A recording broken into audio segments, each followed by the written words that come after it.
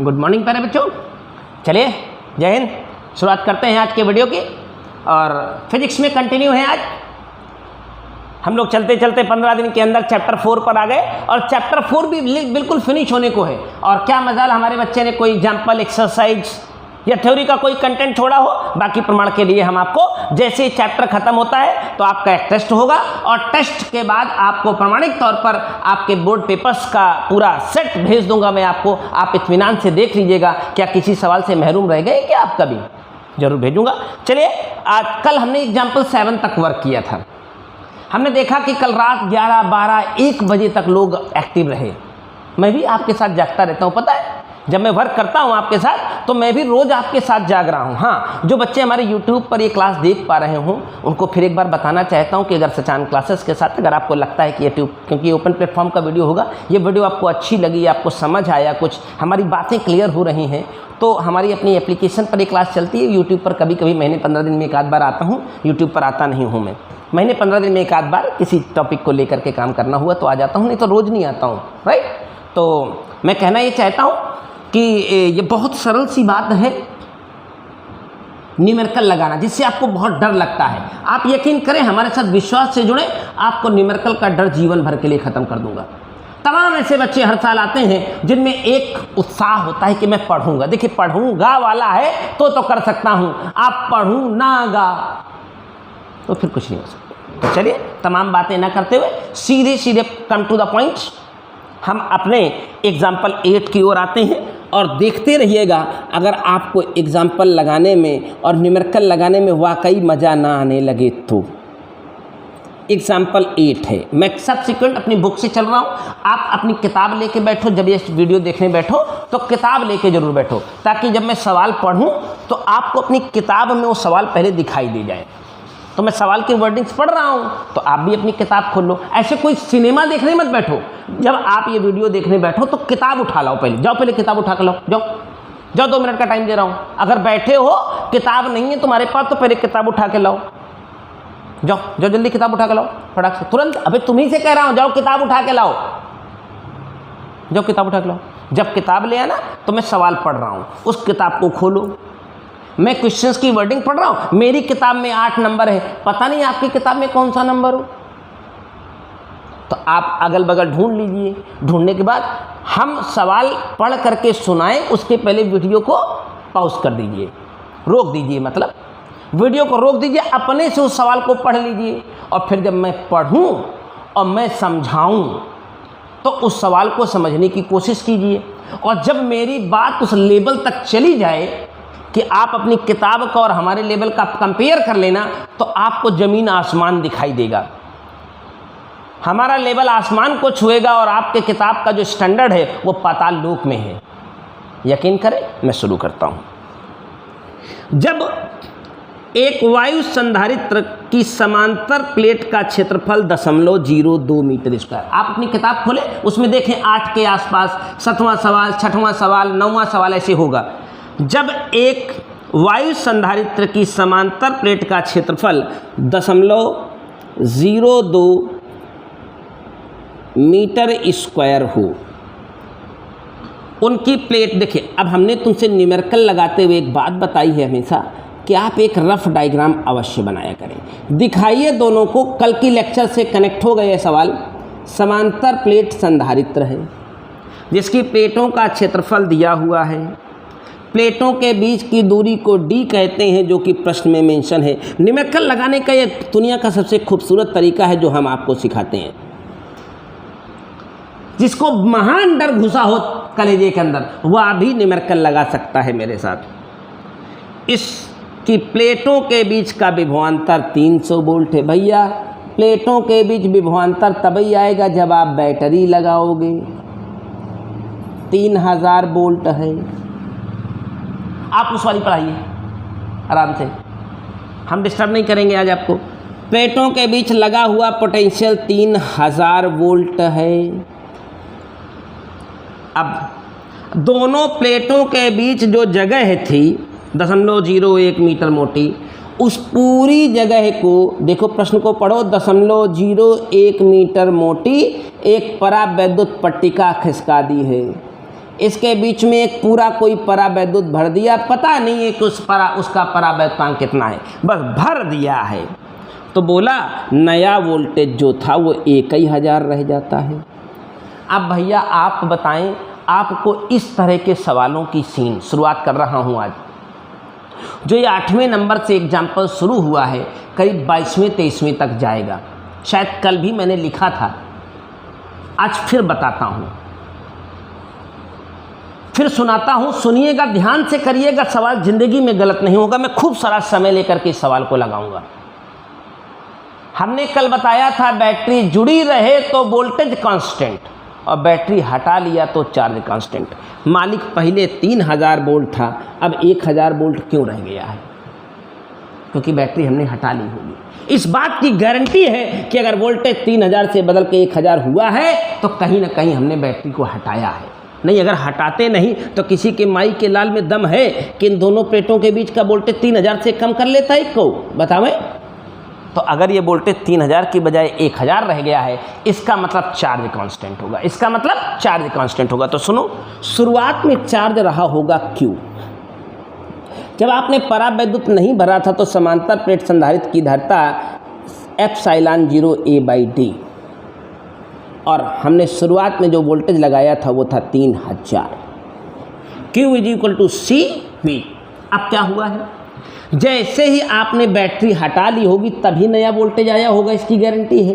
तो charge constant, मैंने कहा था बैटरी हटा ले तो चार्ज कांस्टेंट, बैटरी जुड़ी रहे तो वोल्टेज कांस्टेंट। भैया बैटरी हटाई होगी तभी वोल्टेज बदला होगा, लेकिन जब आपने बैटरी हटाई है तो बीच में परावैद्युत भरवाया है, तो उसी कैपेसिटर का कैपेसिटेंस कुछ यूँ हो जाएगा,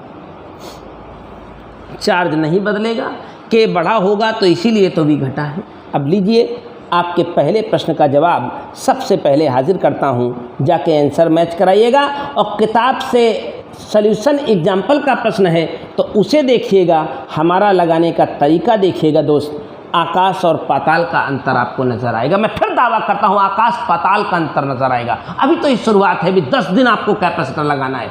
जब 10 दिन आप कैपेसिटर हमारे साथ पढ़ लेना, इसके बाद हमें बताना कि आप में कोई कमी रह गई है क्या। हाँ, क्योंकि ये चैप्टर देखो दोस्त टाइम मांगेगा। 200 न्यूमेरिकल लगाने हैं तो 10-20 ही तो रोज़ लगाऊंगा कि 100 लगा दूंगा रोज़? नहीं, और मैं लगा दूंगा तो तुम लगा भी तो नहीं पाओगे। सर कुछ चाहिए क्या? मार्कर में इंक डलवा लीजिएगा उधर से। भैया हमारी बात उम्मीद करता हूँ बहुत अच्छे से क्लियर हो गई होगी। First part is finish. अब आपकी किताब ने इसे कैसे लगाया है मैं ना जानना चाहता हूँ ना सुनना चाहता हूँ। सीट रखने पर, हाँ पहला प्रश्न तो हमने ये एक निकाल दिया कि सीट का परावैद्युतांक कितना है, के 3 हो गया।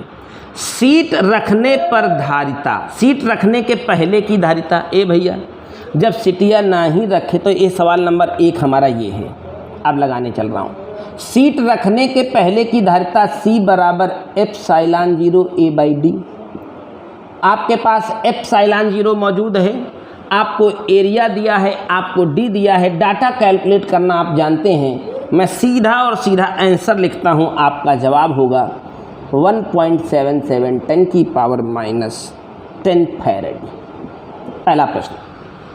दूसरा प्रश्न पूछा है प्रत्येक सीट पर आवेश, प्रत्येक सीट पर आवेश, आवेश तो कंजर्व रहेगा, प्रत्येक सीट का आवेश। दूसरा प्रश्न है तो Q बराबर CV, तो C तो मेरा निकल गया है 1.77 10⁻10। V मैंने लगाया था पहले 3000। हम इसे कैलकुलेट करते तो जो प्रत्येक सीट का आवेश होता बेशक 5.31 10⁻7 कूलम। बस मैं नकल कर रहा हूँ, जस्ट होना ही चाहिए था। क्या मैं इसे कैलकुलेट करूँ? टोपा ही हो क्या? अरे 3 सत्ते 21, 3 सत्ते 21, 2 23, 3 3 एकम 3 2 5 आ नहीं गया, और 3 घात तो सेटल हो जाएगी। बस पदार्थ का परावैद्युतांक, ये तीसरा प्रश्न था, मैं जोश में पहले ही निकाल गया था। चौथा, परावैद्युत रखने पर नई धारिता ए टोपाऊ, जब ε0A/d का मान इतना आया है, परावैद्युत 3 का भर दोगे तो वही k गुना होकर तिगुना नहीं हो जाएगा। यानी चौथे प्रश्न का जवाब आएगा इसी वैल्यू का तिगुना, तो इसी का तिगुना करूँगा तो वही 5.31 अरे मालिक गुणा कैले बेती सरे। अरे जब कुछ न भरे रहे तो एप्सिलॉन 0a/d रहा, जब भर दिया तो k एप्सिलॉन 0a/d हो जाएगा और k की वैल्यू 3 है तो एक तिगुना ना हो जाए, एक को कॉमन सेंस ना है। आखिरी सवाल, पदार्थ का परावैद्युतांक परावैद्युत रखने पर धारता परावैद्युत की विद्युतशीलता, परावैद्युत की विद्युतशीलता को बाबूजी एप्सिलॉन कहते हैं। और सबसे पहला चैप्टर आपको याद अगर आता हो तो एप्सिलॉन अपान एप्सिलॉन 0 को हमने के पहले दिन बताया था कि होता है। तो परावैद्युत की परावैद्युतशीलता एप्सिलॉन का मान, नॉट एप्सिलॉन 0, एप्सिलॉन 0 तो हवा की विद्युतशीलता होती है 10⁻⁻⁻12 और के का मान 3। ए भैया मालिक गुणा कह दे, यह निकल आए। तो देख लेना बेटा लोग 8वें सवाल का जवाब कितना छोटा या कितना बड़ा लिखा गया है। उम्मीद करता हूँ कि आपको एग्जाम्पल 8 बिल्कुल बेहतर तरीके से क्लियर हो गया है। और अगर अभी भी ना आए तो वीडियो पर सही गलत उल्टा सीधा अच्छा बुरा कमेंट ज़रूर कर देना, हमारे दिल को बड़ी तसल्ली मिलेगी। करना ज़रूर, कमेंट करना बिल्कुल ना भूला करें। लाइक डिसलाइक तो दूसरा मैटर है, ना अच्छा लगे तो डिसलाइक मार दो, अच्छा लगे तो लाइक कर दो, लेकिन कमेंट ज़रूर करो। कमेंट करने से हमें लगता है कि यार हमने अच्छा काम किया है या हमने ख़राब काम किया है, दोनों चीज़ें पता चलती हैं। चलो भैया ये सीन ख़त्म हो गया। एग्जाम्पल 8 थोड़ा सा 10 सेकंड का टाइम मैं आपका लूँगा, मैं थोड़ा पानी पीना चाहता हूँ। बस गुप्ता जी तो हमारे बस चले जाते हैं बाहर, पानी भी नहीं पिलाते हैं। 1 मिनट में आया, चलिए पानी पी लिया हमने। एग्जाम्पल 8 फिनिश हो चुका है, एग्जाम्पल 9 की ओर आता हूँ। आप सभी बच्चे किताब लेके बैठे। कुमार मित्तल हमारा ये यूपी बोर्ड का क्लास है। जब सीबीएसई का क्लास होता है तो मैं एक किताब रिकमेंड करता हूँ, एस.एल. अरोरा। जब सीबीएसई का कोई वीडियो बनता है बोर्ड का तो एस.एल. अरोरा, जब कोई आईआईटी का वीडियो बनता है तो एस.सी. वर्मा। देखिए तो इन अलग अलग वेरिएंट में अलग अलग किताबें हैं। आप यूपी बोर्ड के स्टूडेंट हैं, कुमार मित्तल लेके बैठे। सीबीएसई के स्टूडेंट हैं, एस.एल. अरोरा लेके बैठे। और अगर आप आईआईटी के स्टूडेंट हैं, अभी आईआईटी का बैच शुरू करूंगा जस्ट 3 तारीख से हमारे बच्चे आईआईटी के बैच में आ रहे हैं, उनके लिए S C. Varma. Listen my dear, next question से आपको रूबरू कराता हूं। एक समांतर प्लेट संधारित्र की प्लेटों के बीच की दूरी अरे यार कुछ मिलीमीटर बताई गई है, 1 सेंटीमीटर तथा क्षेत्रफल 0.01 मीटर स्क्वायर, क्षेत्रफल 0.01 मीटर स्क्वायर 150 वोल्ट से आवेशित किया गया है। आवेशन बैटरी को हटाकर प्लेटों के बीच 7 परावैद्युत का एक गुटका रख दिया जाता है। परावैद्युत के बीच विद्युत क्षेत्र की तीव्रता ज्ञात कीजिएगा। बड़ा प्राइम सा सवाल है, 2 सेकंड आपका समय लूँगा, सवाल तुरंत लगेगा। सुनिएगा भैया, पहले हमने कहा सवाल जब आप पढ़ें तो उसका डायग्राम ड्रा करें। एक समांतर प्लेट संधारित्र कि प्लेटों का क्षेत्रफल यानी A 0.01 मीटर स्क्वायर। प्लेटों के बीच की दूरी, थोड़ा इमरान ने सवाल भेजा है लेकिन गड़बड़ा गया है, इस साइड की पिक्चर बढ़िया नहीं आई तो पढ़ नहीं पा रहा हूँ। फिलहाल 1 सेंटीमीटर है तो उसको मैंने मीटर बना दिया है। प्लेटों के बीच की दूरी 1 सेंटीमीटर थी, उसे मैंने मीटर में कन्वर्ट कर दिया गया है। 150 वोल्ट के विभवांतर से इसे आवेशित किया गया है। Give a charge of 150 volt. इस कैपेसिटर को 150 वोल्ट से आवेशित किया गया। देखिए डायग्राम बनाने की फीलिंग ही अलग होती है। देखिए एरिया दिख रहा है, बीच का गैप D दिख रहा है और बैटरी दिख रही है, वोल्टेज। फिर बोला बाद में क्या किया गया, इस प्लेटों के बीच में जितनी जगह थी उस पूरी जगह में भर करके एकदम ठूस करके, कोई पार्शियल फिलिंग नहीं है, K = 7 का परावैद्युत भर दिया गया। बोला इस अंदर विद्युत क्षेत्र बताइए। तो कल की ही बात है, कल का ही माजरा है। हमने कल ही बताया था कि इलेक्ट्रिक फील्ड E = जब डेरिवेशन करा रहा था तो E0/K, E0/K।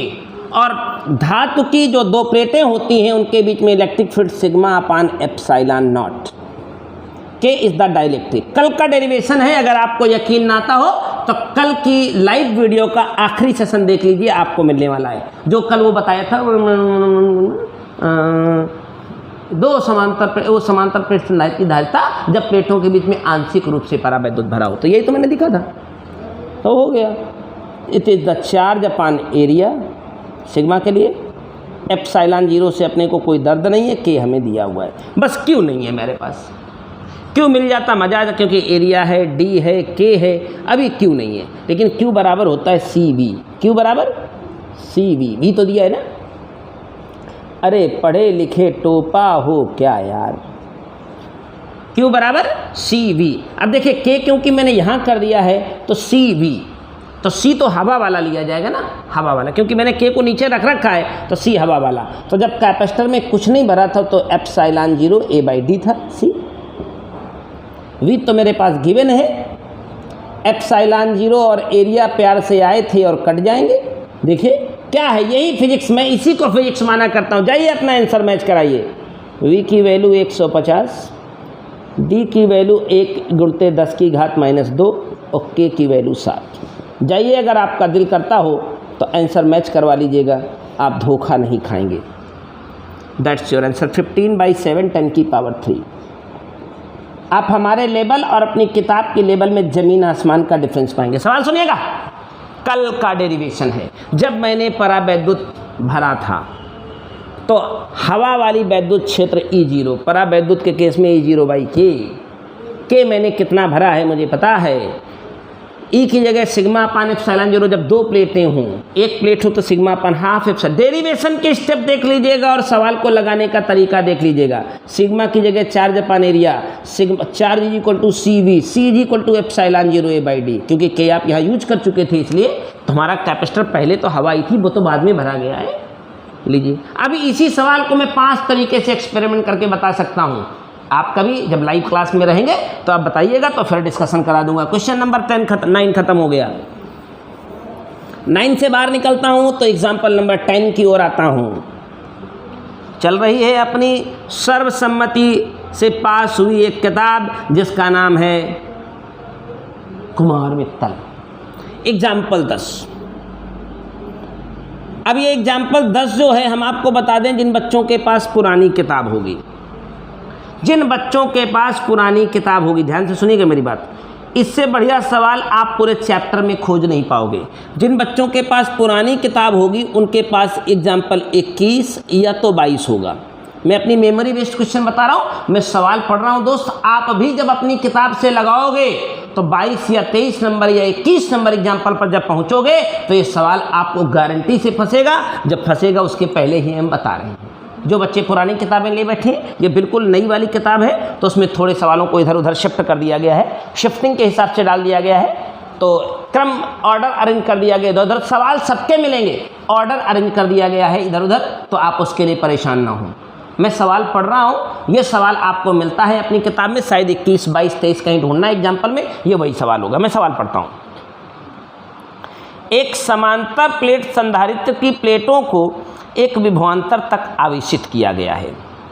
जब 3 मिलीमीटर मोटी पट्टी को दोनों प्लेटों के बीच खिसकाया जाता है तो प्लेटों के बीच वही विभवांतर बनाए रखने के लिए प्लेटों के बीच की दूरी 2.4 मिलीमीटर बढ़ाई जाती है।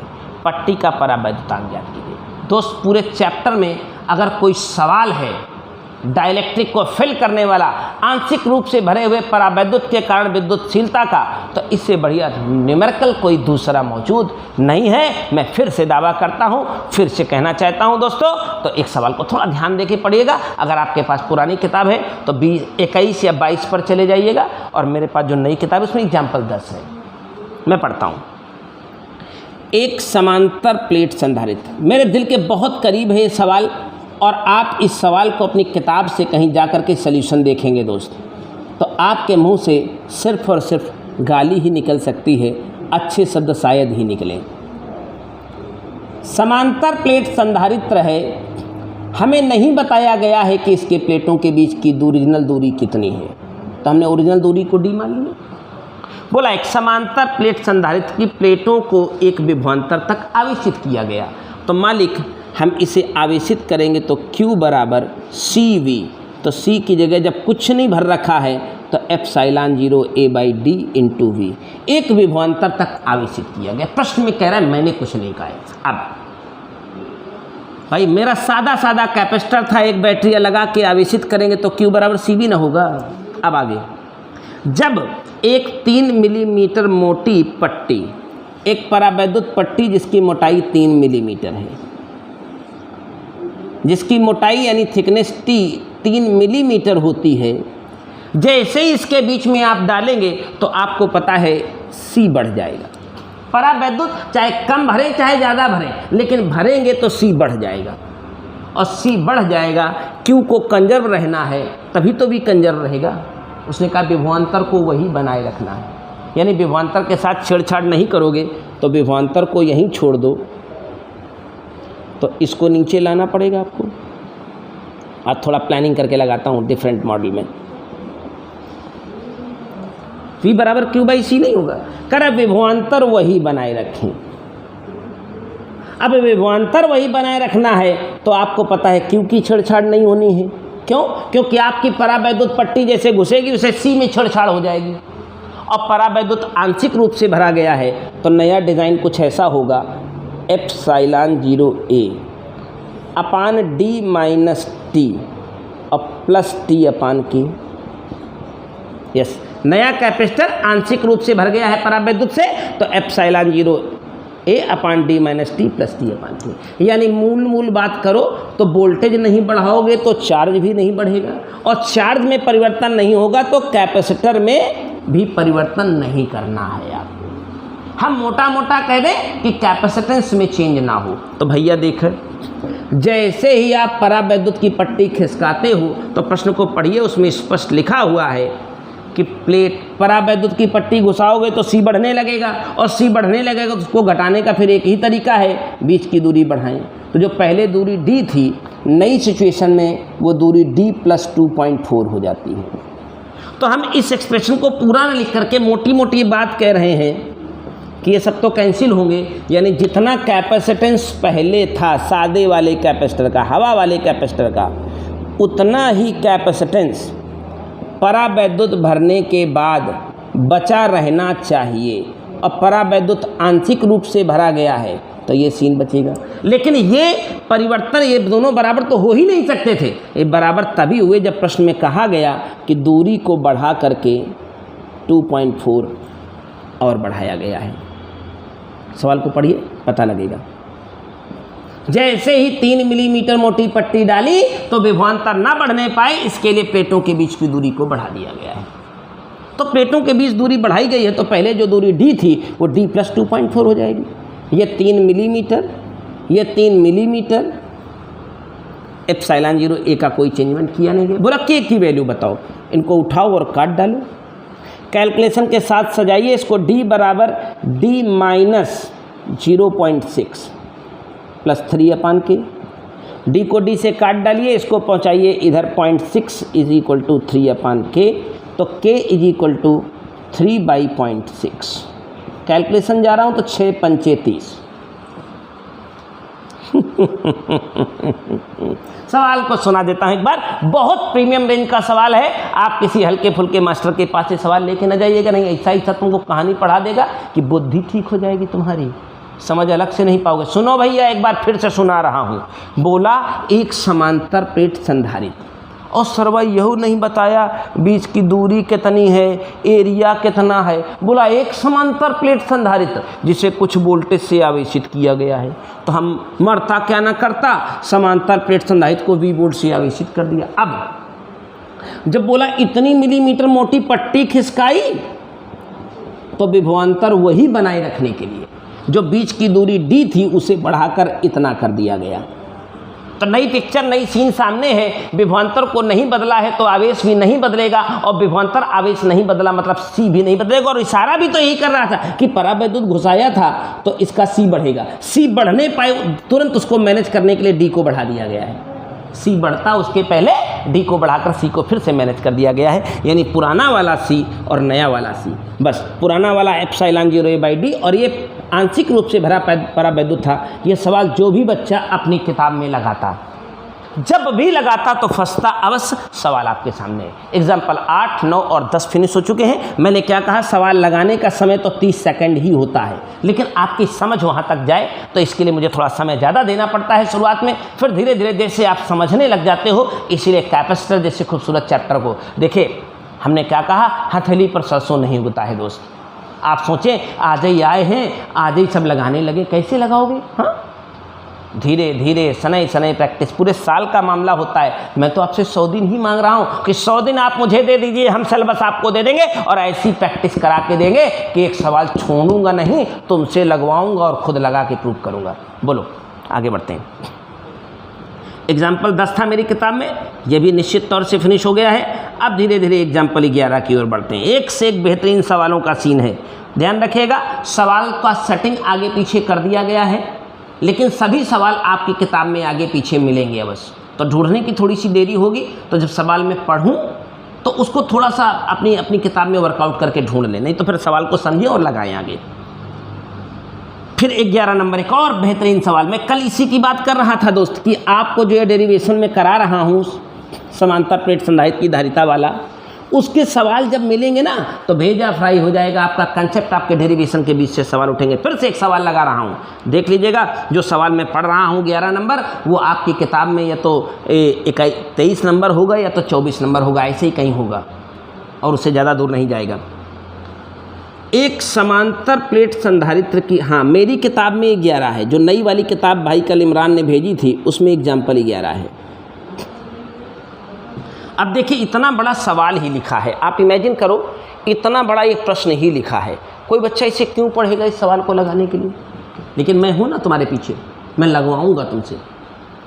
कह रहा है एक समांतर प्लेट संधारित्र की प्लेटों के मध्य, सुनने रहिएगा, मैं हमेशा डायग्राम में यकीन करता हूँ। फिजिक्स को पढ़ना, लिखना, लगाना, समझना, जानना है तो आपको एक रफ डायग्राम से रूबरू होना है। चाहे घटिया से घटिया चैप्टर टॉपिक लगा रहे हो, लेकिन उसका जो डायग्राम बनाते हो आप ना, वो आपके कॉन्फिडेंस को 10 गुना ज़्यादा बढ़ा देता है। ये मेरा आजमाया हुआ नुस्खा है, और आपको यकीन नहीं होता तो आप भी आजमा के देख लो। देखो, थोड़ा समय लग जाता है लेकिन एक्यूरेसी बहुत होगी। कहता है एक समांतर प्लेट संधारित्र की प्लेटों के मध्य 0.0205 मीटर की दूरी है। कितना सुंदर है देखो ये। इनके मध्य 3 × 10⁴ वोल्ट का विद्युत क्षेत्र है। 4 ही है, हाँ 4 है। इनके बीच में जो विद्युत क्षेत्र उत्पन्न हो रहा है, इलेक्ट्रिक फील्ड जो पैदा हो रही है, वो 3 × 10⁴ है। फिलहाल अभी किसी परावैद्युत को भरने की बात नहीं की गई है, सामान्य हवा वाली बात की गई तो हवा की इलेक्ट्रिक फील्ड 3 × 10⁴ है। बाद में बैटरी से असंबद्ध कर दिया गया। ये देखिए गजब, जब आपने प्रेम से एक बैटरी लगा रखी थी तब इतना वोल्टेज था, बाद में बैटरी को असंबद्ध। मैंने बोला है कि अगर सवाल लगाना चाहते हो तो थोड़ा सुनना सीख लो। बाद में बैटरी को असंबद्ध माने हटा देना। बैटरी जो लगी थी उसे आपने हटा दिया। तो मंत्र कल बताया था, बैटरी जुड़ी रहे तो वोल्टेज कांस्टेंट, बैटरी हटा लिया तो चार्ज कांस्टेंट। बाद में बैटरी को असंबद्ध कर दिया जाता है और 0.01 मीटर मोटी, देखा इनके बीच का गैप 0.5 मीटर था, लेकिन जो परावैद्युत पट्टी डाली गई उसकी मोटाई मात्र 0.01 मीटर था। मोटी पट्टी जब डाली गई तो प्रविष्ट कराते हैं तो प्लेटों के मध्य निम्नलिखित अवस्थाओं में विभवांतर। धातु की प्लेट को प्रविष्ट कराने के पूर्व का विभवांतर बताइए, प्रविष्ट कराने के बाद का विभवांतर बताइए। यदि धातु की प्लेट के स्थान पर कोई परावैद्युत भरा जाए, देखिए पहले ये धातु की भरी गई है, तो मैंने आपको बताया था पढ़ाने के दौरान, धातु का के जो होता है वो इनफाइनाइट होता है, और जब बाद में कोई परावैद्युत भरेंगे तो उतना ही मोटा रहेगा, के 2 होता है।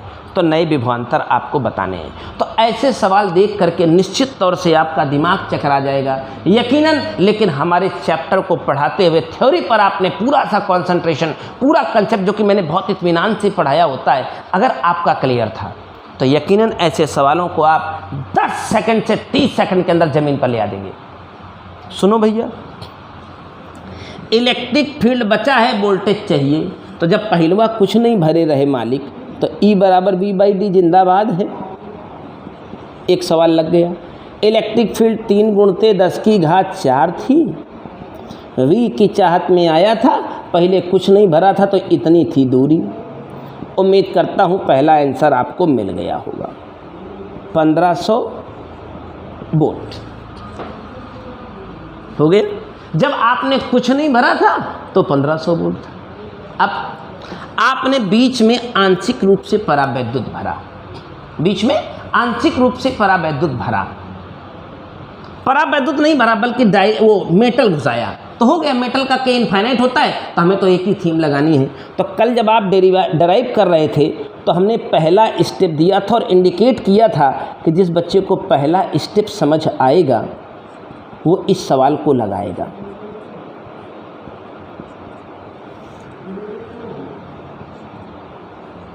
ये लिखा था हमने, या हमने E0/K छोड़ करके केवल E लिखा था, यही तो चाहिए था। हवा वाली इलेक्ट्रिक फील्ड मुझे पता थी, परावैद्युत माध्यम में ये इलेक्ट्रिक फील्ड E0/K हो जाती है, हमने बताया है। लीजिए आपका जवाब आपके सामने हाजिर है। जब आप वो भरेंगे, क्या कहते हैं, मेटल भरेंगे, तो मेटल का के इनफाइनाइट होता है। किसी संख्या के नीचे इनफाइनाइट हो तो हिस्सा 0 हो जाएगा। आप ही को तो आप ही का दिया हुआ डेरिवेशन है कि इनफाइनाइट होगा तो ये 0 हो जाएगा। तो E0 तो आज भी मेरे पास 3 × 10⁴ थी। अब D-T भैया 0.04। अरे मालिक D-T यार, कैलकुलेशन देंगे तो 1200 वोल्ट। एक और सवाल का जवाब आपके लिए दे दिया। कल जो मैंने डेरिवेशन किया था, अगर आपको ये समझ में ना आए तो कल मैंने इसका डिटेल डिस्कशन कल की लाइव क्लास में किया था। आप जाके लाइव क्लास को रिवॉच कर लीजिएगा। Capacitance of partial field parallel plate capacitor detail में डिस्कशन किया है और उसमें फार्मूला भी आया था। कैसे आया था ये भी मैंने बताया है। तो आज वो फार्मूले का वक्त नहीं है, मैंने बताया। आप किताब की ओर मत जाइएगा, नहीं बर्बाद हो जाइएगा, तो हमसे मत कहिएगा। आगे बढ़ते हैं। अभी धातु की बजाय 2 डाइलेक्ट्रिक का कैपेसिटर, एक कोई डाइलेक्ट्रिक भरे तो तीसरे प्रश्न का जवाब भी तो वैसे ही आएगा। V बराबर वोल्टेज अभी भी चाहिए, E0 D-T plus E0/K × T, क्योंकि अभी के इनफाइनाइट हो गया था क्योंकि धातु भरी थी। अब हमारा के 2 हो गया है, तो मालिक सब कुछ वही है। आप नया आंसर निकालने के इच्छुक हैं, राजी खुशी आगे बढ़ना चाहते हैं। D-T यानी 0.04 प्लस E0 की जगह 3 × 10⁴ अपान के की वैल्यू 2 है, T की वैल्यू जो थिकनेस है वो 0.01 है। अब पढ़े लिखे आदमी की तरह बिहेवियर करिए। उम्मीद करता हूँ आप निराश नहीं होंगे। आपके इन तीनों सवालों के जवाब बताए कोई मुझे कहाँ से आए हैं, कौन से सूत्रों को मैंने कहीं याद करवाया है तो बताना। मैं तो ये जो इक्वेशन लिख रहा हूँ इसका कल बाकायदे डेरिवेशन किया था, समझाया भी था। तो अगर अभी भी आपको ये समझ ना आ रहा हो तो मैं आपसे निवेदन करूँगा कि आप कल की लाइव क्लास में जाइए। मैंने capacitance of partial field capacitor बताया था, उसके डेरिवेशन की स्टेप देखिए, एकदम जान लगा के मैंने कल इस पर कॉन्सेप्ट दी थी। तो अगर ये फार्मूला आपको समझ में आ गया तो रखना भर ही तो सवाल लगाना था। तो एग्जाम्पल 11 हो गया। ध्यान रखें, मैं एग्जाम्पल 11 तक आ गया हूँ, मतलब आपको ये एग्जाम्पल्स तो लगाने ही हैं और आप एक्सरसाइज में 22वें तक चले गए हैं। और एक और बता दूंगा, अगर अभी तो पता है आपको 24 सवाल लगाने पड़ेंगे। तो उम्मीद करता हूँ मैं एक और सवाल आप तक पहुँचाता हूँ। अब छोटे और झंडू बाम टाइप के सवाल हैं तो उनको तड़ा भी लगा के करता हूँ ख़त्म और मामला हो जाएगा फिनिश। चलिए एग्जाम्पल 12 की ओर आता हूँ। नई वाली किताब की प्लानिंग थोड़ी चेंज हो गई है। उनने सेगमेंट वाइज क्वेश्चंस कराए हैं। पुरानी किताब में ये 22-23 नंबर तक लगातार एग्जाम्पल में चले जाएंगे। ये भी क्वेश्चन अपनी किताब में दिया हुआ है, ऐसा कोई सवाल नहीं है। जो दिया ना, क्योंकि मेरे पास किताब नहीं तो हर सवाल का जवाब तो मैं आपको ये कह रही अरे इस किताब में ये नंबर में, उस किताब में वो। आपको काम है ढूंढना, हमारा काम है बताना। अब सारी किताबें तो नहीं एक एक हाथ में ले सकता हूँ। साले राइटर भी, पब्लिशर भी क्या करते हैं, इतने गधाए हैं, वो केवल किताब में क्रम इधर उधर कर देंगे ताकि उनकी किताब हर साल नई बिके। तो घबराना नहीं, थोड़ा मेहनत कर लेना, आपकी पुरानी किताब बहुत अच्छी है, उसमें कोई दिक्कत नहीं है। यही सारे सवाल पुरानी किताब में भी मिलेंगे, बस ब्रांड कुमार मित्तल होना चाहिए। फर्जी सवाल आ गया, एक मन नहीं कर रहा है। एक आवेशित समांतर प्लेट संधारित्र द्वारा ऊर्जा घनत्व, एग्जाम्पल 12 मैं नई किताब का बता रहा हूँ। ऊर्जा घनत्व की चर्चा मैंने कल की थी, एनर्जी डेंसिटी। आवेशित संधारित्र है 17.70 जूल पर मीटर क्यूब, देखिए लिखा भी जूल पर मीटर क्यूब। एनर्जी पर यूनिट वॉल्यूम। संधारित्र की प्लेटों के बीच वैद्युत क्षेत्र की तीव्रता ई ज्ञात कीजिए। तो क्या झंडूबाम सवाल है। कल का आप आखिरी लेक्चर का आखिरी हेडिंग देखिए, उसमें मैंने ऊर्जा घनत्व का फार्मूला बताया था, 12 एप्सिलॉन 0 ई स्क्वायर। तो मालिक तोहरे पास ई गेवन बा, ई होबई करता है, ई निकल जाए हम ना बताओ, हमका उबई नहीं कर, बात खत्म। हम लगा उबई नहीं कर, तू अपन समझे तो अपन जाना। देखो जो 13 नंबर सवाल है, कल मेरा एग्जाम्पल 5 था। अगर आप क्वेश्चन नंबर 13 देख पा रहे हो तो ये एग्जाम्पल कल मेरा एग्जाम्पल 5 था, जहाँ से मैंने एग्जाम्पल 6 था, सॉरी। कल जो मैंने क्लास ली थी लाइव क्लास, उसमें एग्जाम्पल 6 जो बताया था वही एग्जाम्पल 13 है। तो मैं इस 13 को छोड़ देता हूँ। 0.1 फैरेड धारिता के एक संधारित्र को 10 वोल्ट की बैटरी से जोड़ा जाता है। बैटरी को हटाने के बाद दूसरे से जोड़ा जाता है। तो कह रहा है फिर ऊर्जा आवेश बराबर बराबर वितरित हो जाता है। तो कल की लाइव में इस सवाल को मैंने बताया है, तो इस सवाल को मैं छोड़ता हूँ। यानी 13वां भी आपके ऊपर हो गया, तो एक्सरसाइज में आप 26 की ओर जाएंगे। आज का आखिरी सवाल एग्जाम्पल 14 पर रोकता हूँ, यहीं पर आने की मेरी इच्छा थी, मैं बता करके भाग लूँगा यहाँ से। वो झंडू बाम है, 15 बता दूंगा तो 15 दूनी 30 तक तुमको जाना पड़ेगा, बात खत्म। ज़्यादा लोड नहीं डालूंगा, 20 सवाल रोज़ दूंगा। 20 सवाल रोज़ देंगे तो 150 सवाल लगाने में 7 दिन मिनिमम लगेंगे। हमने 10 दिन का टाइम दिया है, क्या गलत बोला है। एक समांतर प्लेट संधारित्र की धारिता 300 पिको फैरेड है। अब झंडू बाम सवालों की ओर आ गया हूँ, अब ज़्यादा एफोर्ट नहीं लगाना है, जल्दी जल्दी सवाल लग जाएंगे। एक समांतर प्लेट संधारित्र की धारिता 300 पिको फैरेड है। पिको को मैंने 10⁻⁻12 कह दिया। प्लेटों के बीच की दूरी 1 मिलीमीटर। मैंने कहा जो न्यूमेरिकल बिल्कुल न जानता हो, बिल्कुल गधाहा अपने आप को मानता हो, ये टेक्नोलॉजी लगाए सबको आएगा। मिलीमीटर को मीटर कर दे। प्लेटों के बीच हवा भरी है, हवा भरी है यानी K1 है। संधारित्र को 1200 वोल्ट तक आवेशित किया जाए। है साला झंडू बाम सवाल। 1200 वोल्ट तक आवेशित किया जाए तो इसकी ऊर्जा कितनी होगी। कितना गंदा सवाल है, आप समझ गए होंगे। 12 CV², वो महान फार्मूला, क्योंकि K1 है तो सीधा एप्सिलॉन 0 A/D × V²। बताओ मुझे क्या नहीं है तुम्हारे पास, एरिया नहीं है, तो एरिया पूछा होगा। अच्छा इसकी ऊर्जा क्या होगी। हाँ सर एरिया की जरूरत है नहीं, सीधा आप CV² लगाए देना। सी दिया है, वी दिया है, डाल दे, जा लगा ले। सी दिया है, वी दिया है, डाल दिया, लग जाए। आगे कह रहा प्लेटों के बीच की दूरी दुगनी कर दी जाए तो विभवांतर कितना हो जाएगा। देखा भैया, विभवांतर बदलेगा तो क्यों नहीं बदलेगा, क्यों बदलेगा तो विभवांतर नहीं बदलेगा, पक्का है। तो लो इस कंसेप्ट को कितनी बार मैं बताऊं। Q बराबर CV, Q बराबर CV। तो अगर विभवांतर बदल रहा है तो इसका मतलब Q नहीं बदलेगा। तो पहले C था एप्सिलॉन 0 A/D और D पहले था 1 × 10⁻³ या 1 ही मिलीमीटर लिख दो। पहले का V था 1200, Q को Q रखो। अब Q वही रहेगा। कह रहा प्लेटों के बीच की दूरी कितनी कर दी जाए। प्लेटों के बीच की दूरी दुगनी कर दी जाए तो 2 कर दे। तो what is the new voltage. तब रद्दी वाले सवाल शुरू हो गए। इतना अच्छा मौसम बनाया था मैंने, इतना बढ़िया सवाल पकड़ाना शुरू किया था, गंद मचा दी सालों ने, गधाओं ने। लो भैया 2400 वोल्ट हो जाएगा। अभी ऐसे ही देख लो, जब दूरी दुगनी करोगे तो C आधा हो जाएगा, C आधा हो जाएगा। Q को कांस्टेंट रखना तो भी दुगना नहीं हो जाएगा। एक 15 नंबर एकदम फर्जी सवाल है। 10 माइक्रोफैरड का एक कैपेसिटर है, 100 वोल्ट से 200 वोल्ट करने पर ऊर्जा में हुई वृद्धि बताओ। है जी 15 नंबर पर मैं आके रुक जाता हूँ आज, और अपने से भी शुरुआत करें जो सवाल बच्चे लगाना चाहें। हाफ C1 V1 स्क्वायर और नई ऊर्जा half C2 V2 square. C तो कांस्टेंट है, C V2 स्क्वायर, और जो नई ऊर्जा का अंतर होगा तो बाद वाली में पहली वाली घटा दो, C V2 square minus half C V1 square. अरे यार टोपई हो क्या, हाफ C कॉमन कर लो, V2 plus V1 V2 minus V1। पहले वोल्टेज 100 था, 200 कर दिया तो V2 माइनस V1 100 होगा और V2 प्लस V1 300 होगा। और कैपेसिटर हुआ कितना था, 10 माइक्रोफैरड। ऐसे तूफानी कैलकुलेशन कर लिया करो, झंडू बाम सवाल मैं बताता नहीं, जाओ लगाओ पर। इसके बाद फिर एक बढ़िया सवाल आएगा आगे। अभी कैपेसिटर की एनर्जी जब तक चलेगी तब तक झंडू बाम टाइप के ऐसे फार्मूले वाले सवाल आप लगाते रहिएगा। इनमें एनर्जी वाले सवालों को आप भी ट्राई कर डालना, जितने भी बन जाए। ऐसा नहीं कि हम ही बताएंगे तो आप आगे आगे बढ़ोगे, जितना संभव होगा मैं सब बताऊंगा, लेकिन आपकी भी ड्यूटी है कि अगर आप भी थोड़ा लगाओगे तो हमको बड़ा हौसला मिलेगा।